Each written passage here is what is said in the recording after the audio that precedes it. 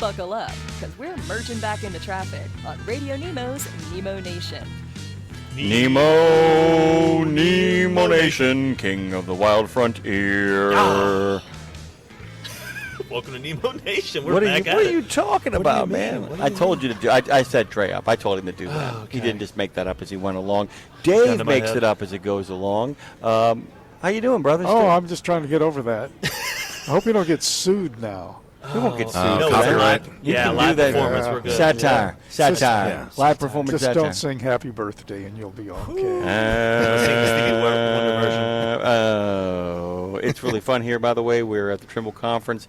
Insight is happening all over the place here at the Dutchland. Sorry, it's actually the Ernest N. Morial Convention Center. Dutch Morial's stomping grounds. Actually, they built it here, too, because of where the World's Fair was in 1986. Yeah.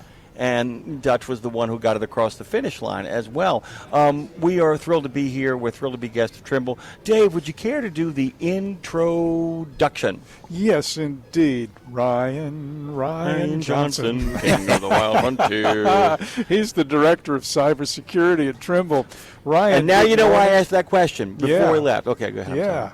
Good morning and welcome. I've been biting my tongue all morning because I've been chomping at the bits to talk about cybersecurity because it hasn't been mentioned very much, and it seems to be the overriding umbrella cloud, but dark cloud that hangs over all of us now, cybersecurity, and it ain't just cyber people that aren't secure. It's all of us, and wow, they are the criminals. He's deeply worried. I'm deeply worried. Quite concerned. Gotta stay vigilant. You know? Quite concerned. And your background, I got to tell you. Can I read this? Please. By all means, we both share a law enforcement background, Dave. From chasing drug smugglers in the Caribbean as a U.S. Coast Guard officer to thwarting threat actors from stealing intellectual property, Ryan Johnson has had an adventurous career in security, starting his cybersecurity work as a senior consultant supporting numerous U.S. federal government CIOs, then venturing to the private sector directly supporting financial, healthcare, and technology industries. He is the director of cybersecurity for multiple lines of business at Trimble. How do you have time to sit down here and talk to us, man? We have a wonderful team. Wow. Entirely highly intelligent security analysts at our in-house 24/7 security operations center. So. I can begin, by the way, you open the door on that. How do you put together a team like that? How do you put together a team like that? How do you determine the people that you need, and what are you looking for when you put that together? Yeah, when you look at the cybersecurity industry, there's not enough jobs to fill the growing need. You could, as a cybersecurity engineer, you can pick up a litter of where you want to work.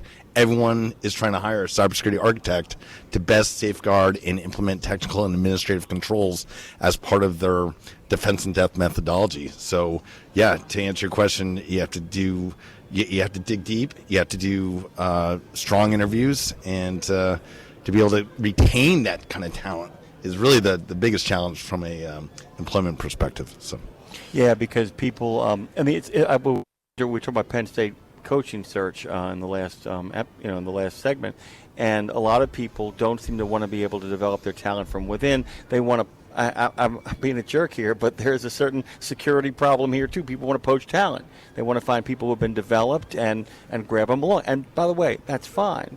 But the other question is that how do we develop that talent in-house? Because the thing is, you want to bring in, like any good sports team, you want to have a lot of homegrown folks, but you want to bring in the occasional free agent in putting together your team. Is that part of your strategy, or because there are other ways to do it. You can do the Magnificent Seven, or you can grow them all off the farm, or you can do some kind of combination. What do you try to look for? Yeah, I think with all recruitment and talent management, it's both a blend of external and internal development.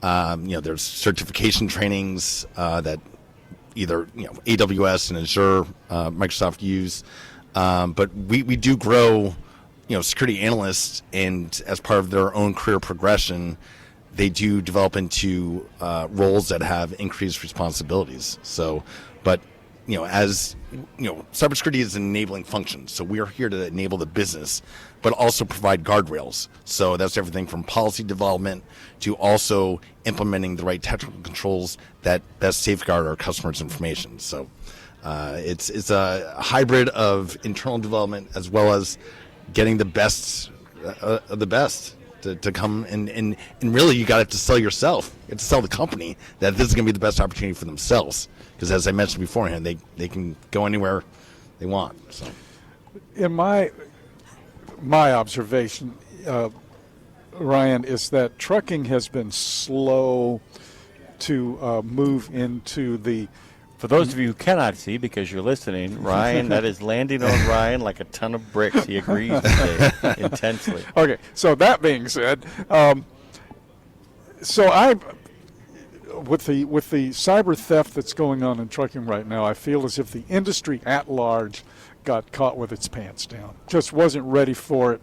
They weren't into it themselves to the degree that they knew that criminal elements were equal or above their level. Okay, so now we know, hardly. The other problem is proprietary considerations in terms of, well, I don't want to let you know that my load of toilet paper got stolen because then the guy with the paper towels is not going to shame. And it's still a thing. I thought that was kind of over with now. But I was talking to some guy, Ben Wilkins at NMFTA, will tell you, no, it's pretty low. People still don't want to say they got ripped off, which really helps the criminals immensely. Every time you don't say something, that's why Guy Fieri died for all of our sins. Yeah, I'm not being. I'm being. That's part of that motivation was him like getting out there and saying, "We got to talk about this. Or it's going to keep happening, right?" Yeah. Exactly such. Let's touch on the transportation logistics relatively lack of a security posture. It's everything from culture. It's not unlike the DoD or financial industries that have spent the last several decades training, investing in technologies. Yeah. Like dealing with the friends of Hugo Chavez. I mean, there's no other way to kind of put exactly. So transportation and logistics, our customers in general. This is relatively new and they're adaptive, or they're like, oh yeah, we're doing security because we have a system admin guy who's basically updating the servers and doing patches. Like cybersecurity is so much more than that. And, I think as a result of these type of security incidents happening more frequently and so forth, it's forcing board of directors to have to pay more attention to it and not wait until you get a breach until investing in security. Well, there are more and more doors, right, Brian? Right. I mean, Right. it's like not just the ELD, it's not just the GPS, it's not just your back end systems, it's everything. There are so many points of entry, and even if you guys do your diligence, somebody else could leave the door open. That's correct. In the chain, and Yep. then the whole thing begins to cascade at that point, right? Exactly. I mean, number leading cause of cybersecurity incidents is because of human error. Oh, hey, I sent this file to the wrong customer. And I want to touch back onto what Dave was talking about with respect to disclosure of a security data breach. Mm-hmm. So one of the great things about cybersecurity, the industry has become more around sharing and learning from our mistakes, saying, hey, this threat vector, we got to tackle this threat vector for this reason based upon this malicious attack, and saying, hey, look, this happened to us. Bad on us, but hey, we want to help. We're all in it together, kind of thing. So, if you had the same vulnerability here, make sure you patch it. So, yeah, it's just and I'm not kidding. He lives in terror of all this stuff, and I just told a story too because the one thing that happened to us recently was a friend of mine. The human factor has become even more important now because before it was about people not understanding computers and just making those kind of mistakes. These guys know that people are aware of those kind of things coming now. We've now got to the point where they actually can get enough of a read on our data to get somebody else's data, hack them, and then create a human environment by which a person can be suckered through sympathy into pushing the wrong button. It didn't happen to me. I saw it happen to a friend of mine. We both caught it at that point. But it knew information that was going on between us and a personal, very, very decent sort of attempt to help a nonprofit. It knew all of that, and it BCC'd me as if to say, I'm giving you a little secret information here. It was brilliant in its construction. And I was scared because I said, I recognize this. At some point, we get there. At some point, they figure out by using AI how to flip it. They figure it out. Exactly such. I mean, we've all come a long way from the Nigerian prince, scheme, which I did see, like, Still just not works. even too many years ago. Like, they still pulled in $700,000 as a result of that. So they're using spear phishing, which is basically collecting information, making these highly personalized and believable messages. Also, just spoofing, even pictures via like WhatsApp of someone that is credible, a company's CEO.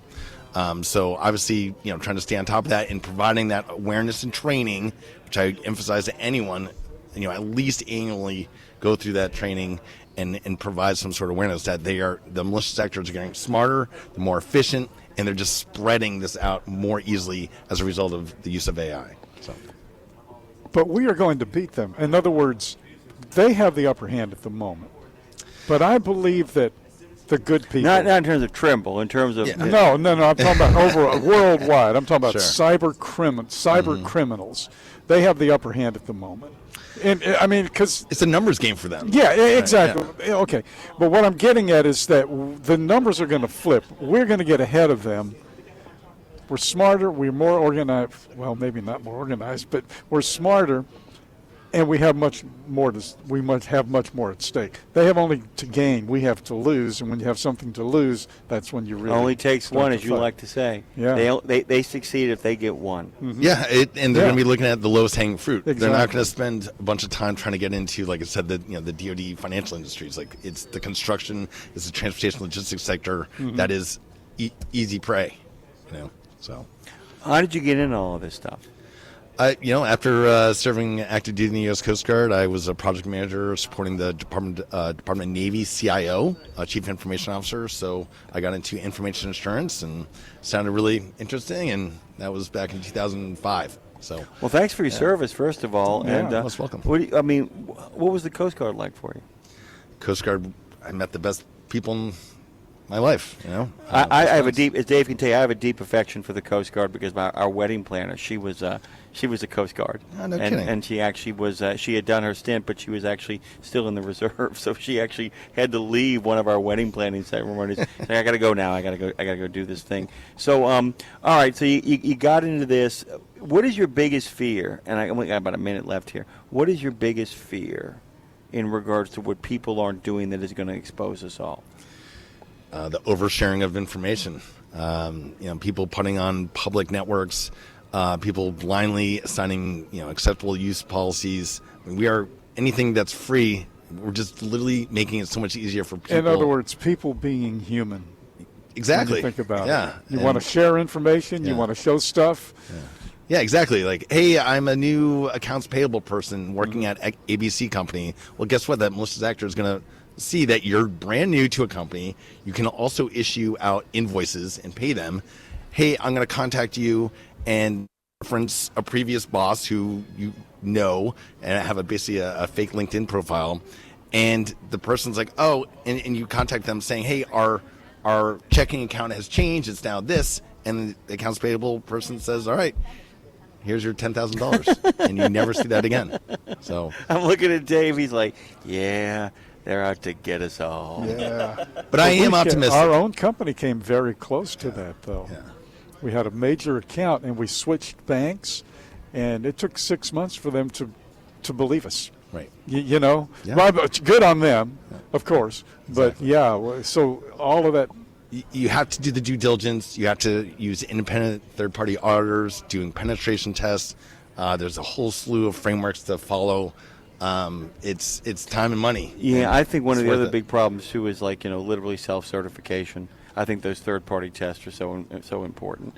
The idea of bringing in outside people in to test your own system is so important because the ELD, what's happening with electronic login devices in the trucking sphere is ridiculous. They can certify themselves. Right. And then only later on do we find out it was absolute garbage, and that they figured out there were ways that people could get in the ELDs and literally wreck an entire supply chain. Just crazy. Dude, you should come back. You should come back. I'd love to. You know, Yeah. Okay, you're on. You should do that thing. And by the way, since Claire is listening and since Tara is listening, mark it down. Ryan Johnson, who's also the name of the director of The Last Jedi, has joined us this morning. It's a good name. Good to have you.